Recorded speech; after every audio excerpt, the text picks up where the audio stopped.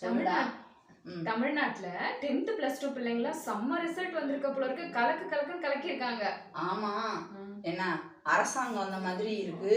அரசாங்கம் சொல்ற மாதிரி டீச்சர்களும் மாணவர்கள் மேல ஒரு அக்கறை எடுத்துக்கிறாங்க, ஊக்கப்படுத்துறாங்க. சாப்பாடு நல்ல சாப்பாடு கொடுக்குறாங்க. காலையில மத்தியானம் சாப்பாடு பள்ளிக்கூடத்திலேயே கொடுக்குறாங்க. 10ஆவதுக்கு ஸ்பெஷல் கிளாஸ் வைக்கிற டீச்சருங்கெல்லாம் கூட ஸ்நாக்ஸ் கொடுக்குறாங்கன்னு நீ சொன்னல அப்பயே. என்ன அந்த மாதிரி எல்லாம் கொடுத்து பிள்ளைங்களுக்கு ஊக்கப்படுத்தும் போது அவங்களோட பசியையும் போக்கும்போது படிப்புல முழு கவனமும் இருக்குல்ல, படிச்சு வரதானே செய்வாங்க. நான் இப்பதான் பார்த்தேன் ரிசல்ட் எந்த அளவுக்கு வந்திருக்குன்னு. 4000 பள்ளிகளுக்கு மேல 100% தேர்ச்சி அடைஞ்சிருக்கிறாங்க 10ஆவதுல. அதுல 1800 பள்ளிகளுக்கு மேல அரசு பள்ளியே வந்திருக்கு. என்ன மிக மகிழ்ச்சியானது. ஆனா சிலரால தாங்கிக்க முடியல. இந்த ஒரே பள்ளியில 167 பிள்ளைங்களோ என்னவோ கெமிஸ்ட்ரி பாடத்துல 100க்கு 100 வாங்கி இருக்கிறாங்களாம்.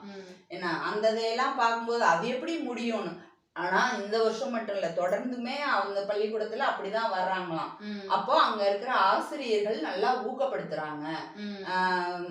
அந்த ஒரு இது இருக்கா, இதை தாங்கிக்க முடியல யாராலையும். அது எப்படி முடியும் அப்படின்னு சொல்லி கேட்டுட்டு இருக்காங்க. நாங்க தான் அது யாருன்னா, நாங்க மட்டும்தான் கல்வி, நாங்க மட்டும்தான் படிப்பு, எங்களால மட்டும்தான் எல்லாம் முடியும், எங்களுக்கு பிறவியிலேயே அறிவு இருக்குன்னு சொல்றாங்க பாருங்க. அவங்களால தாங்க முடியல. ஏன்னா அந்த மாதிரி இருக்காங்க இல்லையா, அவங்களோட வண்டவாளம் இந்த இடபிள்யூஎஸ் வந்ததுக்கு அப்புறம் தான் தெரியுது. ஓபிசி எஸ்சி எஸ்டி மாணவர்கள், ஈவன் மாற்றுத்திறனாளிகளை விட கூட கட் ஆஃப் கம்மியா வாங்குறாங்க. மைனஸ்ல போனவங்களுக்கு கூட வேலை போட்டிருக்காங்க. இதுதான் அவங்க வண்டவாளங்கிறது தெரிஞ்சிருச்சு இல்லையா.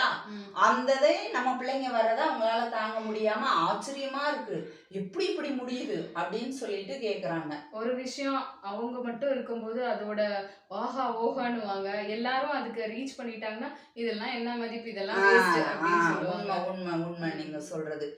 நம்ம மாணவர்களுக்கும் அதுக்காக உழைத்த ஆசிரியர்களுக்கும் இதையெல்லாம் ஒருங்கிணைச்சு வழி நடத்துற அரசாங்கத்துக்கும் மிகப்பெரிய பாராட்டுகள்.